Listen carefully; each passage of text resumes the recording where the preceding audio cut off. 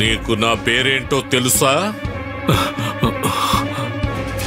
అయ్యో, నవకోట నారాయణ నరోత్తముడు. ఈ ఊరికే ఈయన జమీందారు. మా అయ్యగారు కనపడితే చాలు అందరూ పూలదండలు వేస్తారు. రేయ్, అడవిలోని చెట్లు కూడా ఆకులు రాల్చాలనుకుంటే మా అయ్యగారి అనుమతి తీసుకునే రాలుస్తాయి. మా అయ్యగారు అంత గొప్పవారు, అర్థమైందా?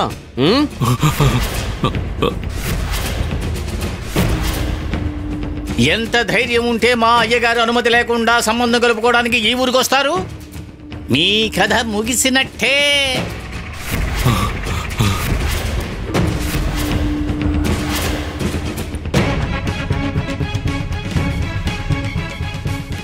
మీకు నేను తెలీదు, ఇంకా శాస్త్రి గారు కూడా తెలియదు. మేమీ సంబంధం తీసుకొచ్చామని మీరు కనుక ఎవరికైనా చెప్తే ఆ తర్వాత మేము ఎలాంటి సహాయము చెయ్యము. నాకు నిజంగా తెలియదు. అజ్ఞానంతో చాలా పెద్ద తప్పు చేశారు. మరి ఫలితం అనుభవించాల్సిందే, తప్పదు.